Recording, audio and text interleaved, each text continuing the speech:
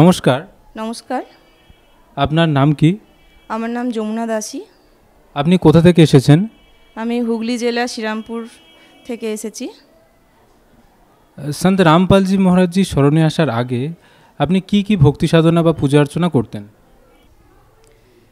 আমার গুরুজি সন্ত রামপালজি মহারাজের স্মরণে আসার আগে আমি হিন্দুদের যত রকম দেবদেবী আছে, ব্রহ্মা, বিষ্ণু, মহেশ্বর, গণেশ, শিবজি, তারপরে কালী ঠাকুর, তারপরে শনিদেবের পুজো, এমন কোনো দেবদেবী নয় যেটা আমি করিনি আর কি।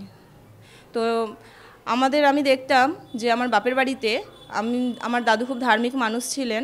তো আমরা কি হতো যে আমি ছোটোবেলা থেকে না, তো দাদুকে দেখতাম যে আমাদের প্রত্যেক পূর্ণিমাতে, যেটা আমাদের হিন্দু ঘরে ঘরে এখন হয় আর কি, নারায়ণ পুজো দেওয়া, সেটা আমার দাদু, যেহেতু আমরা ছোটোবেলা থেকে দেখে এসেছি, তো আমিও না ওইখানে অঞ্জলি উপোস করে থাকতাম। আমার মা, তারপরে জেঠিমারা সবাইকে অঞ্জলি দিত, তো আমিও কি করতাম, তাদের সঙ্গে সঙ্গে সমস্ত অঞ্জলি দিতাম। আর দাদুকে দেখতাম, দাদুর একটা মেয়ে ছিল যে আমাদের বছরে না বাড়িতে কি হতো, একটা বছরে শনিদেবের পুজো হতো, যেটাতে মানে প্রত্যেক বছর আমাদের বাড়ির যে পুজো বলা হয় সেই বাড়ির পুজো আমাদের বাড়িতে দেওয়া হতো। তারপরে সরস্বতী পুজো, যত রকম হিন্দুদের মানে আজকাল আমরা হিন্দুরা যত রকম পুজো করি, গণেশ পুজো, শিব পুজো, শিবরাত্রির ব্রত, যে শিবরাত্রি করা হয়, সেই শিবরাত্রিও পুজো আমি করেছি। তারপরে হচ্ছে কালী পুজো, যখন আমাদের মন্দিরে কালী পুজো হতো, তো সেখানেও পুজো করতাম, এমনকি আমি কালী পুজোরও উপোস করতাম। তো যেমনটি আপনি বললেন যে সন্ত রামপালজি মহারাজজি স্মরণে আসার আগে আপনি বিভিন্ন দেবী দেবতার ভক্তি করতেন, আপনার দাদু যেরকমভাবে ছোট থেকে ভক্তি করতেন, তার সাথে সাথে আপনিও সেই ভক্তি পূজা অর্চনা করতেন। আপনি শনিদেবের পূজা করতেন, বা যে সমস্ত বার ব্রত হতো, শিবরাত্রির পূজা হতো, এই সমস্ত কিছুই আপনি করতেন। তো এত কিছু করার পরে আপনার কি কোনো লাভ প্রাপ্তি হয়েছিল? না, এই সমস্ত যেগুলো আমি এতদিন ধরে দেখে এসেছি ছোটোবেলা থেকে, এখন আমি বিয়ের পরেও সেগুলো করে এসেছি, যতদিন না আমার গুরু সন্ত রামপালজি মহারাজের দীক্ষা নিয়েছি, তার আগে পর্যন্ত এই সমস্ত আমি দেবদেবীরই পুজো করতাম।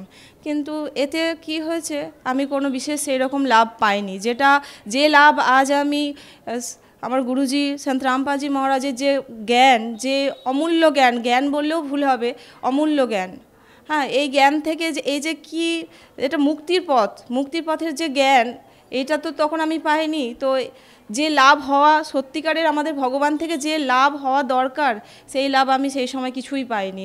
আজ যেটা আমি জীবনে যে কি পেয়েছি, আমি আমার বলার মতো ক্ষমতা নেই।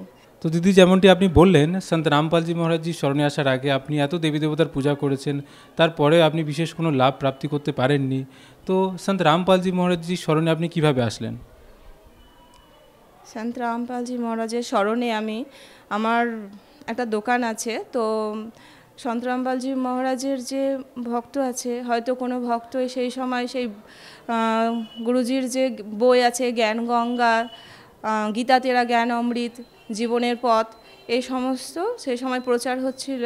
তো আমাকে এক ভগত আমার হাতে, আমি নিয়েছিলাম, উনি আমার দোকানে এসেছিলেন, আমি হাতে পেয়েছিলাম জীবনের পথ আর গীতা তেরা জ্ঞান অমৃত। তো আমি জীবনের পথ দোকানে রোজ পড়তাম, সেই থেকেই আমি এই স্মরণে, গুরুজির স্মরণে আসতে পেরেছি। যেমন দিদি, সন্ত রামপালজি মহারাজজি স্মরণে আসার পর অনেকের অনেক কিছু লাভ হয়। তো আপনি সন্ত রামপালজি মহারাজের থেকে দীক্ষা নিয়েছেন, তো সন্ত রামপালজি মহারাজজি স্মরণে আসার পর আপনার জীবনে কি কোনো লাভ প্রাপ্তি হয়েছে? আমার গুরুজি সন্ত রামপালজি মহারাজের স্মরণে আসার পর লাভ আমি মুখে প্রকাশ করে বলতে পারবো না, সত্যি কথা বলতে। প্রথম যেটা সব থেকে বড় লাভ, যেটা আমাদের মানুষ জীবনের যেটা সব থেকে বড় লাভ, মুক্তির লাভ, মোক্ষ লাভ, সেইটা আমার গুরুজি সন্ত রামপালজি আমার কাছে আমি পেয়েছি। তার সেই রাস্তা, সেই জ্ঞান, এতদিন ধরে পৃথিবীতে এমন কেউ আর আসেনি যে বলে দিয়েছিল সেই মুক্তির রাস্তা কি, কেউ দেখাতে পারেনি, যেটা আমার গুরুজি সন্ত রামপালজি মহারাজ দেখিয়েছেন। সব থেকে যেটা আমাদের জীবনে যেটা মানুষ জীবনের যেটা সব থেকে বড় প্রয়োজনীয় জিনিস, যেটা সবথেকে বড় আমাদের দরকার। এই জীবন না হলে পুরোই বিফল। এই মোক্ষ লাভ সব থেকে বড় লাভ, এই লাভের রাস্তা আমি রাস্তা সেই পেয়েছি, এটা সবথেকে একটা বড় লাভ।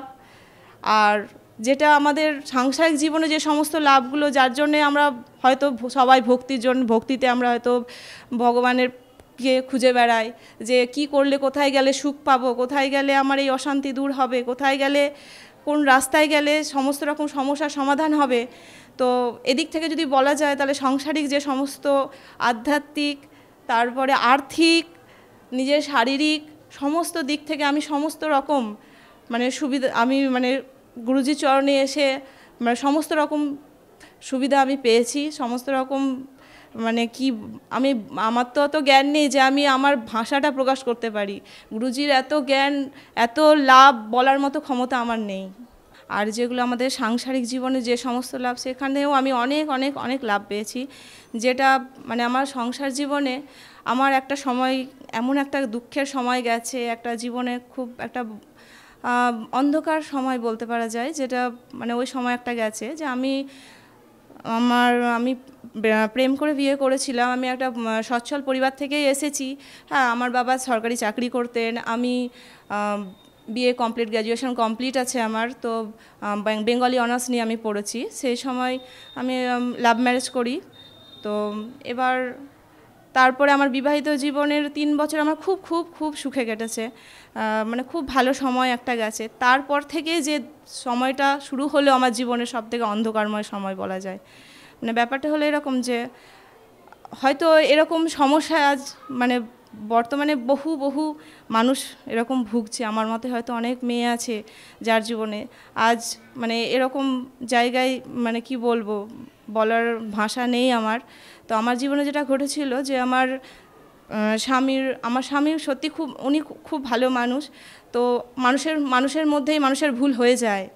তো সেই সময় যেটা হয়েছিল আর কি, আমার স্বামী আমার স্বামীর একটা মেয়ে বন্ধু ছিল। আমি জানি আমার কলেজ লাইফে আমারও অনেক ছেলে বন্ধু ছিল, তো তারও মেয়ে বন্ধু ছিল। সেটা নিয়ে তো আমার মনে কোনো পাপ ছিল না। সে আমার ঘরে আসতো, তো আমি তাকে দিদি বলে সম্বোধন করতাম।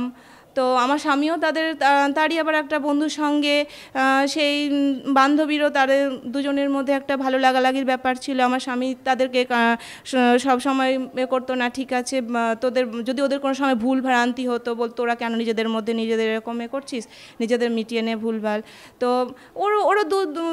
ওরা একটা বন্ধুর মতো আমার স্বামী তার সঙ্গে মিশতো, আর আমিও তাদের সঙ্গেই ছিলাম। আমার স্বামী সমস্ত রকম শেয়ার করতো আমার সঙ্গে।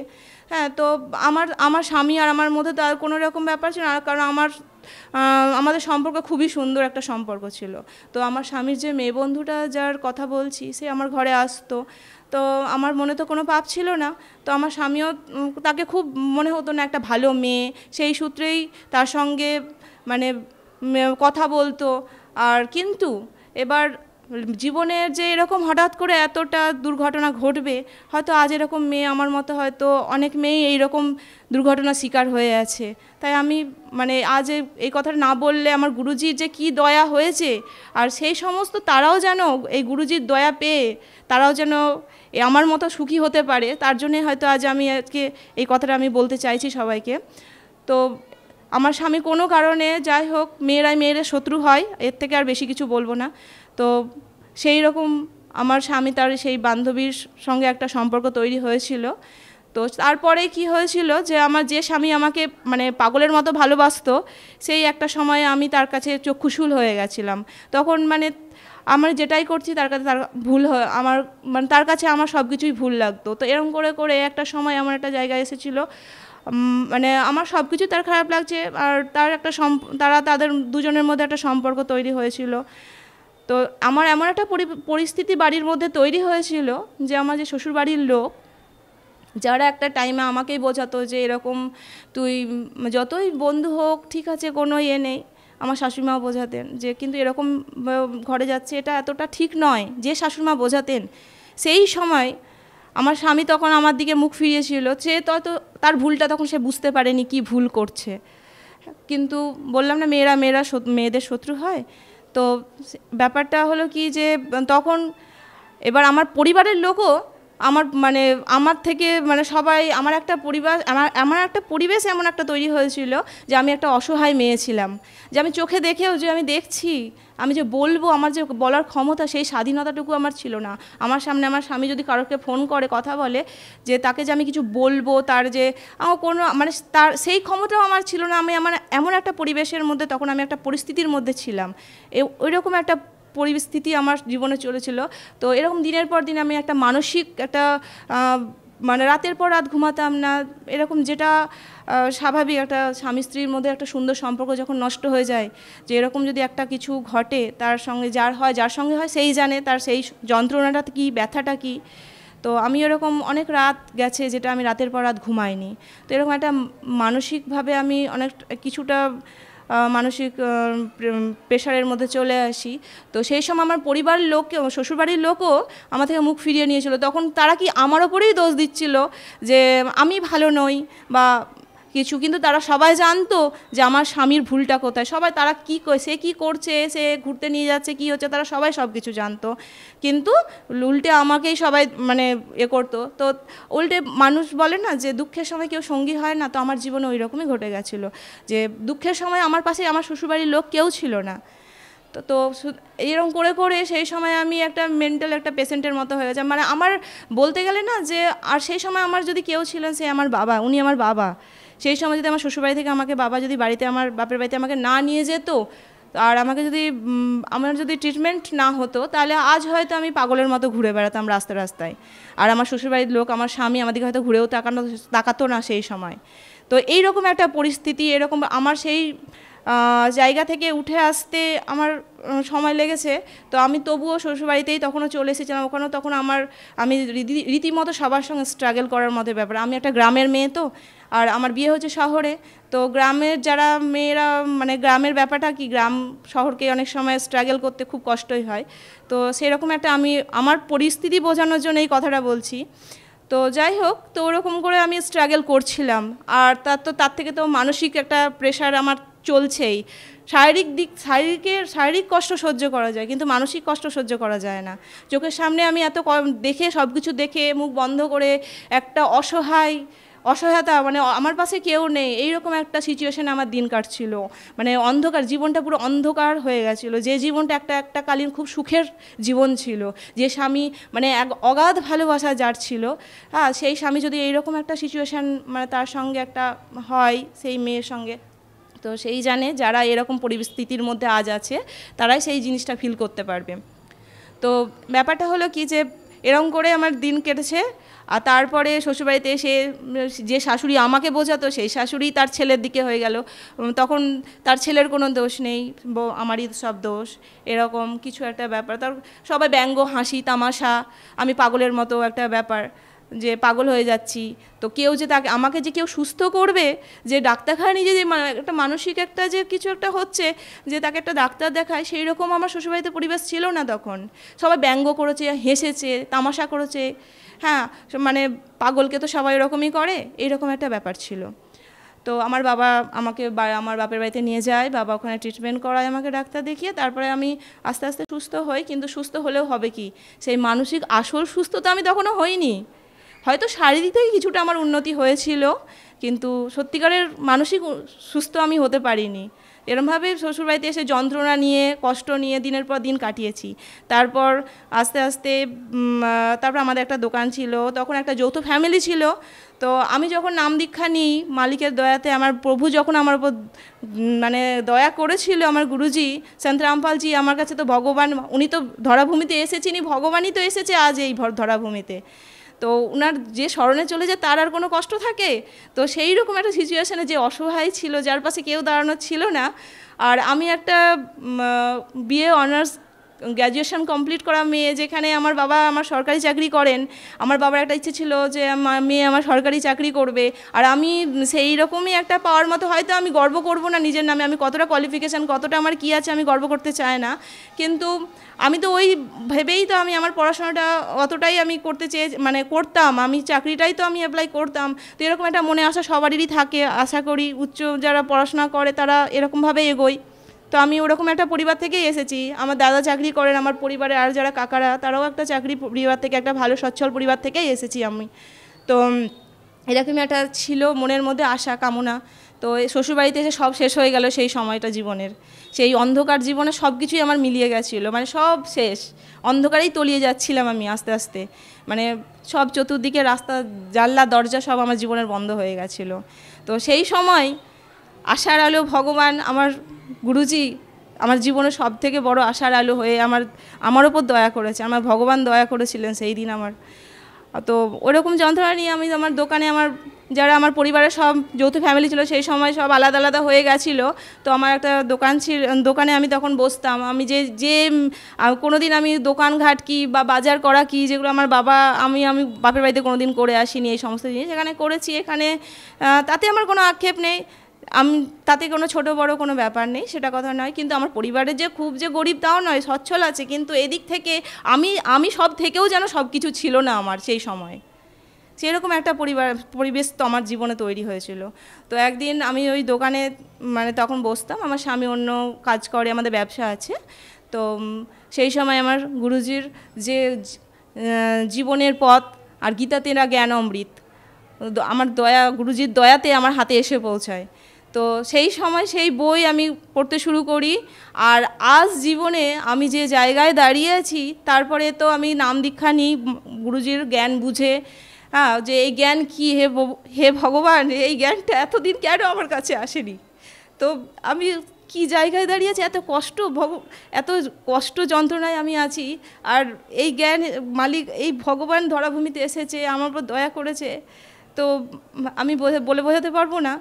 তো সেই জায়গায় দাঁড়িয়ে আজ আমি গুরুজির কাছে নাম দীক্ষা নিয়ে আজ জীবনে যা আমার ঘটে গেছে, মানে আমি যে না দেখবে সে হয়তো বিশ্বাস করবে না, কিন্তু আজ যে স্বামী আমার দিক থেকে একটা সময় মুখ ফিরিয়ে নিয়েছিল, তো সেই স্বামী গুরুজির নাম দীক্ষা নেওয়ার পরে আমার জীবনে সেই আজ জীবনে আমি যে এখানে অসহায় ছিলাম, আজ সেখানে সেই স্বামী আজ নিজের ভুল বুঝতে পারে, সে ক্ষমা চায়, যে আমাকে রাতের পর রাত কেঁদেছে, যে আমি যদি 10 দিনও কাঁদি, সে হয়তো তার উল্টে 50 দিন কেঁদেছে। আমি একটা জাস্ট উদাহরণের জন্যই বলছি, তাকে কাঁদতে হয়েছে আমার জন্যে।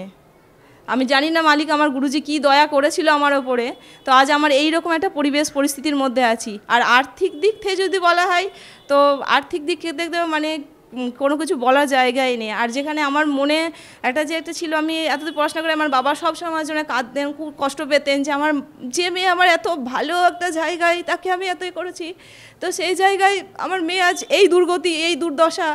তো আমার বাবা মানে আজ নেই বেঁচে, তো আমার এই সুখের সময় আমার গুরুজির দয়াতে আমার এত সুখ, এটা ওনাকে আমি দেখাতে পারিনি আর কি।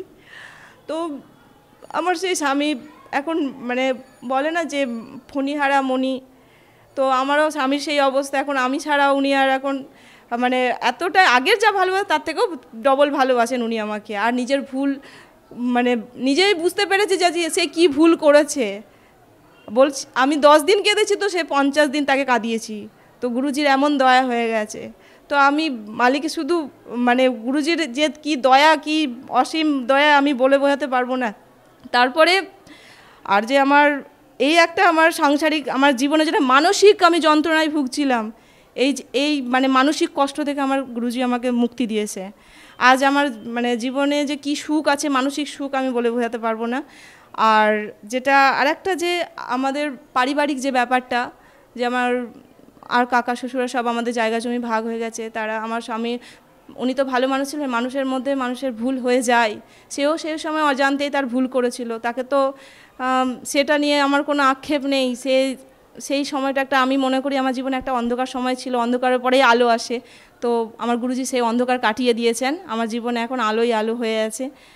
আর যেটা আমার পরিবারের যেটা আর্থিক মানে পারিবারিক একটা সমস্যার ব্যাপার, যে আমার কাকা শ্বশুররা সবাই একটা সময় খুব ভালো ইয়ের মধ্যেই ছিলেন, তো যখন সব ভাগাভাগি হয়ে গেল, তারপরেই মানে তাদের সবার যেটা ঘরে ঘরে হয় আর কি, তো তাদের মনে হয়েছিল যে আমার স্বামী তো অল্প, আমার শ্বশুরমশাই তো অল্প এতে মারা গেছেন, খুব তাড়াতাড়ি চলে গেছেন, তো কিছু রেখে যেতে পারেননি। তো স্বামী ও যে তো ও ভাবতে পারিনি, ও হয়তো বলে যে আমি কি করে বাড়ি করলাম, কি করলাম আমি কিছু জানি না, কিন্তু আমি তো জানি কি করে কি সব কিছু হয়েছে আমার গুরুজির দয়াতে।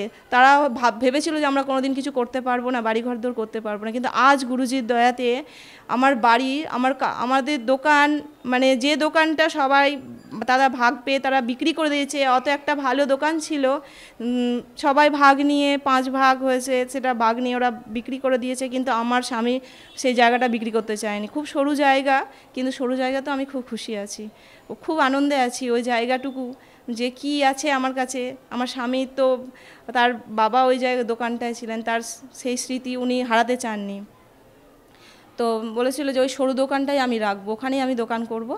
তো সেই দোকানটাও আজ আমার আছে, তারা বিক্রি করে দিয়েছে, কিন্তু আমাদের ভাগটা আমরা বিক্রি করিনি। আর যে আমার কাকা শ্বশুর সবাই ভেবেছিল, বাড়ির লোকজন যে আর যারা আছে তারা ভেবেছিল আমরা কোনোদিন বাড়ি করতে পারবো না, ও কী করে বাড়ি করবে, একটা বাড়ি করা তো এখনকার জীবন দিনে চারটিখানি ব্যাপার নয়, কিন্তু গুরুজির এমনই দয়া হয়েছে আমার ওপরে, আজ তাদের সবার থেকে আমার ঘর সবার থেকে ভালো, সব বাড়ির পজিশন থেকে শুরু করে বাড়ির, মানে এটা আমি গর্ব করে বলছি না, আজ আমাকে বলতে হবে, কারণ আমার গুরুজির যে কি দয়া, যে আপনারা যারা দেখছেন এই ভিডিওটা, আপনারাও আমি চাই যে আপনারা দেখুন, বুঝুন যে আমার ভগবানের ধরাভূমিতে এসেছে, আমরা এত কষ্টে যারা আছি আপনারাও আসুন, আপনারাও আপনাদের যারা এত দুঃখে কষ্টে আছেন আপনারা এই মার্গে আসুন, আমার গুরুজির কাছে আসুন, গুরুজির শরণে আসুন, তাহলে আপনাদের আর দুঃখ যে কিভাবে চলে যাবে আপনারা বুঝতেও পারবেন না। আর যেটা একটা বাড়ির সমস্যা চলছে সেটা তো মিটে গেছে সবার থেকে, মানে যেখানে ভাবতে পারিনি যে বাড়ি করব, সেই বাড়িও গুরুজি আমার মানে উপহার দিয়েছেন। তারপরে যে দোকান, ওই সরু দোকান, যেটা ভাবতে পারিনি যে দোকানটা হবে ওইটুকু জায়গা, ওই সরু গলিতে দোকান হয়, সেটাও এখন খুব সুন্দর দোকান চলে আমার। আর জীবনে যেটা সব থেকে গুরুজি আমাকে উপহার দিয়েছেন, কি বলবো, আমার আনন্দের সীমানে, আর আনন্দে কি বলবো, আমি কাঁদবো না হাসবো আমি তো বুঝতে পারছি না। তো যেটা আমার মনের একটা ব্যাপার ছিল, আমার বাবা আজ থাকলে হয়তো সব থেকে খুশি আমার বাবাই হতেন, যেটা বাবা চেয়েছিলেন আমার মেয়ে চাকরি করবে, তো গুরুজি আমাকে ওই রকম একটা চাকরিও উপহার দিয়েছেন। আমার নাম দীক্ষা নেওয়ার কিছু দিনের মধ্যে আমি চাকরি পেয়েছি, সরকারি চাকরি করি, আমি স্বাস্থ্য বিভাগে চাকরি করি। হ্যাঁ, তো কি বলবো, এটা আমার কাছে আমার গুরুজির দান, উপহার, আমি গুরুজির উপহার ভাবে, যেটা আমি কোনোদিন ভাবিনি। আর এমনই মানে অশেষ দয়া হয়েছে গুরুজির, বলতে পারবো না। যে আমি ওই দোকানে বসতাম, আমার একটা সময় এলাকার লোক ভাবতে তো পড়াশোনা জানে না, এই যেমন তেমন করে থাকে, দোকানে বসি তো, কিন্তু এই চাকরিটাতে আমি সবসময় না আমার নিজে একটু মানে সবসময় যেটা আমার অভাব বোধ করতাম, যে আমি কাউকে তো কোনোদিন প্রকাশ করিনি, আমি কি পড়ি কি জানি না জানি কোনোদিন প্রকাশ করিনি কাউকে, কেউ জানতো না, কিন্তু এই চাকরি পেয়ে আমার এলাকার লোক ভাবতে পারেনি যে আমি এরকম একটা জায়গা থেকে জায়গায় পড়াশোনা করেছি, আমি এইরকম একটা ফ্যামিলির মেয়ে, কেউ জানতো না, সেই চাকরি সবাইকে জানিয়ে দিয়েছে। আচ্ছা দিদি, যেমনটা আপনি বললেন যে সন্ত রামপালজি মহারাজজি স্মরণে আসার পর আপনার যে পারিবারিক যে অশান্তি ছিল, আপনার যে গৃহক্লেশ ছিল, বা আপনার স্বামীর বিষয় যেটা আপনি বললেন যে উনি কুসঙ্গতে পড়ে খারাপ দিকে চলে গেছিলেন, তো সেখানে সন্ত রামপালজি মহারাজজি স্মরণে আসার পর এত বড় একটা চমৎকার উনি করলেন যে উনি আবার সঠিক লাইন, নিজের ভুল বুঝতে পারলেন, সঠিক লাইনে চলে আসলেন, এবং আজকের উনি আপনাকে এতভাবে সম্মান করছেন বা শ্রদ্ধা করছেন, হ্যাঁ, আপনাকে ভালোবাসেন। তো এরপর আপনি যেরকম বললেন যে আপনি সরকারি চাকরি পেয়েছেন, তো আপনি ডিটেলসে বলুন যে আপনি চাকরিটা কিভাবে পেয়েছেন, কারণ আজকাল দিনে চাকরি পাওয়া আর ভগবানকে পাওয়া দুটোই সমান, চাকরি পাওয়াটা কোনো ছোটোখাটো বিষয় নয়। আর তো এই যে চাকরিটা আপনি পেয়েছেন, তো কিভাবে পেয়েছেন এই পুরো ঘটনাটা আমাদের দর্শকগণকে বলুন। ভাবছি এটা নিয়ে কি বলবো, এটাও তো একটা বিশাল গল্প। এটাও একটা আমার গুরুজি সন্ত রামপালজি মহারাজ একটা বিশাল চমৎকার বলতে পারেন। তো ব্যাপারটা হলো যে যখন আমি একটা চাকরির জন্য অ্যাপ্লাই করেছিলাম, আমি তো করি যে সবাই আজকালকার দিনে চাকরির জন্যেই সবাই অ্যাপ্লাই করে, যে যদি একটা কিছু জীবনে এমনই একটা পরিস্থিতি এখন তৈরি হয়েছে, একটা ঘরে চাকরি বা একটা ভালো কাজ না হলে খুব মুশকিল আজকালকার জীবনে চলা। তো আমি ওরকমই করতাম, অ্যাপ্লাই করেছিলাম। তো একদিন হঠাৎ আমার স্বামীর কাছে একটা ফোন আসে, ওর নম্বরটাই আমার দেওয়া ছিল। যে আমার নামে যে আপনার এরকম আপনি সিলেকশন হয়ে গেছেন, আপনার কল লেটারটা আপনি নিয়ে যান, যে আপনার জয়েনিং লেটারটা। তো আমার স্বামী তো ওকে তো আমার বলছি না, আমার গল্পের যা বলবো, আমার স্বামী জানতোই না যে আমি এরকম চাকরির জন্য কিছু অ্যাপ্লাই করেছি। তো ও আমাকে জিজ্ঞেস করছে যে তুমি এরকম অ্যাপ্লাই করেছিলে? আর হ্যাঁ এরকম, তুমি তাহলে তোমার তো এসেছে, এরকম ফোন করেছে। আমি বিশ্বাস করতে পারিনি যে আজকালকার দিনে দাঁড়িয়ে কেউ নিজে থেকে বলে যে আপনি আপনার চাকরি পেয়েছেন, আপনি আপনার জয়েনিং লেটার নিয়ে যান। এটা আমার কাছে মানে অবাস্তব লাগছিল। তো গুরুজির দয়াতে তো আমার দোকান, ওই সরু দোকান, লম্বা ট্রেনের মতো দোকান, আর সরু ওইটুকু সরু দোকান, যে এত সুন্দর চলতো যে তখন ব্যবসার দিকে মনটা চলে গেছিলো। তো আর আমি তখনও ভাবতে পারিনি যে আজকালকার দিনে আবার কেউ ডেকে ডেকে চাকরি দেয় নাকি, এরকম আবার কোনো দিন হয়। তো আমি অতটা গুরুত্ব দিইনি চাকরিতে। আমি ওকে বললাম তুমি বলে দাও যে এরকম শরীর খারাপ বা কিছু এরকম যেতে পারবে না, আমি অতটা গুরুত্বই দিইনি ব্যাপারটাতে। তো এবার ও সেরকমভাবেই বলল। এরকম করে পর থেকেই আবার একদিন ফোন আসে যে ওনার যদি শরীরটা ঠিক হয়ে থাকে তাহলে আপনি ওনাকে জয়েনিং লেটারটা নিয়ে যেতে বলুন। তো তখন আমার মানে আমি ভাবতে পারছি না, বুঝতে পারছি না যে কি দূর এরকম হয় নাকি, এখন তো অনেক কিছু ফেক বেরোচ্ছে, তো হয়তো এরকমই কিছু একটা ওরকম হয়, এগুলো কি না কি কাজ আছে বাবা, এরকম ফোন করছে। ভালো কাজ হলে গিয়ে আবার এরকম করে কেউ ডাকে নাকি? তো সেরকমই ব্যাপার হয়েছিল। এরকম করে পর তো সেই দিনও ওরকমভাবে আমাকে আমার স্বামী বললো যে এরকম আবার ফোন এসেছে, কি বলবো। তুমি এরকম বলে দাও যে না, ও একটা কোনো কিছু একটা বলে কিছু দিয়ে কাটিয়ে দাও। তো তারপরে সে তাও করলো। তারপরে এরকম 2বার 3বার করে 4বার ফোন আসার পরে আমার মনে হলো, একটা সময় মনে হয়েছিল যে না, এরপরে আর বলাটা ঠিক নয়। একটা মানুষ এরকম বারবার ফোন করছে, তাকে তার সত্যিটাই আমি জানিয়ে দিই। তো আমি সেখানে জানিয়ে দিয়েছিলাম যে এরকম দেখুন আমি কাজটা করতে পারবো না। আর কি কাজ না কাজ আমার তো কোনো ধ্যান ধারণা ছিল না। একটা অ্যাপ্লাই করেছিলাম ঠিকই, কিন্তু অতটাও আমি মানে ব্যাপারটা নিয়ে অতটাও ছিলাম না, কারণ আমার ব্যবসা এত ভালো চলতো। আমার গুরুজির দয়াতে, আমার সন্ত রামপালজি মহারাজজি গুরুজির দয়াতে আমার উনি যে কী চমৎকার আমার জীবনে করেছিল, তো অন্যদিকে অতটা আমার গুরুত্ব ছিল না, আর অতটা গুরুত্বও দিইনি কাজটাতে। তো এবার আমি সেই জন্যেই বলে দিয়েছিলাম যে আমি চাকরিটা করতে পারবো না, এরকম আমার অসুবিধা আছে। তো এবার যেটা ব্যাপার হয়েছিল, এটা আমার কাছে আজও, আমি যতবার চিন্তা করি ততবারই আশ্চর্য লাগে। আমি জানতাম না এই যে আমার এলাকাতে একটাই সিট ছিল, আর এই সিটটা পাওয়ার জন্য যে কতজন পরীক্ষা দিয়েছিল আমি কিচ্ছু জানতাম না। কারণ আমি দোকান আর বাড়ি এই আমার জীবন ছিল। তো আমার কোনো ছিল না, ধারণা ছিল না এই চাকরিটার জন্য, আমার ব্যাপার নিয়ে আমার কোনো ধারণাই ছিল না। এই চাকরি পাওয়া, এই একটা সিটের জন্যে কতজন বসে আছে, আর সেই সিটটা আমাকে ডেকে যেচে দিচ্ছে, এইটা আমি জানতামই না। এত কিছু আমি যে ঘটছে কিছুই জানতাম না।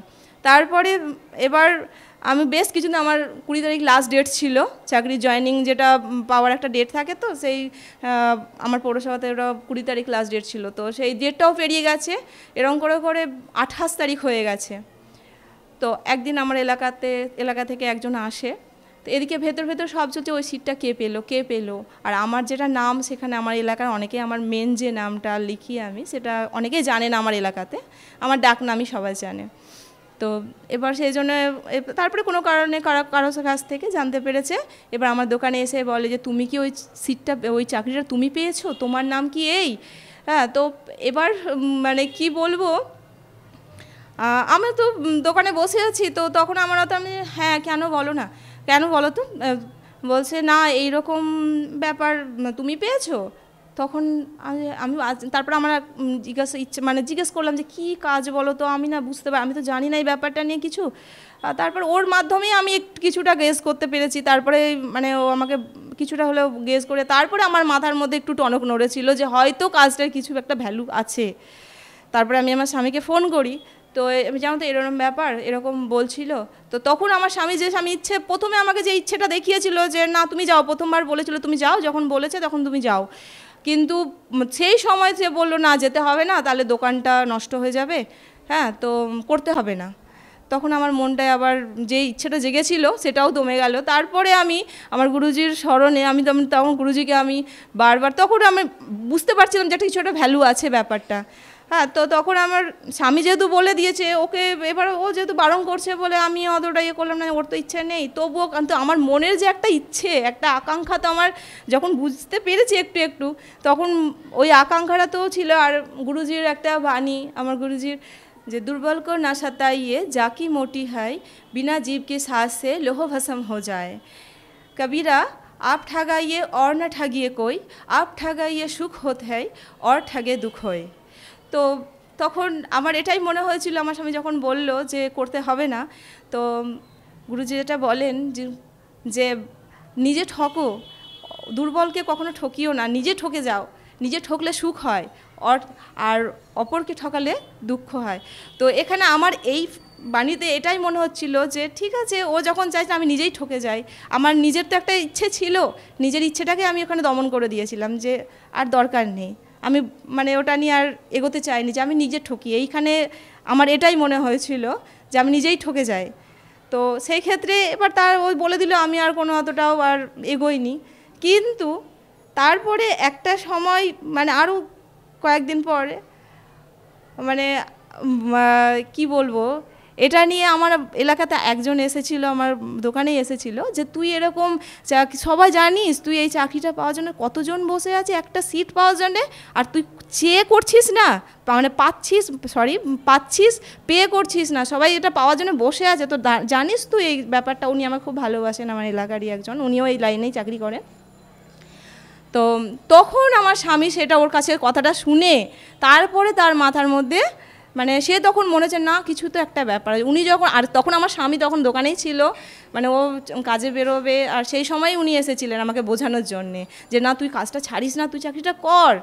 তো ওনার সামনেই বলেছিল। তারপর ও আমাকে নিজে থেকে বলছে তুমি যাও, কিছু তো ব্যাপার আছে, তুমি যাও। যে আমাকে করতে বারণ করে দিল, তো সে নিজে থেকেই আমাকে বলছে তুমি যাও।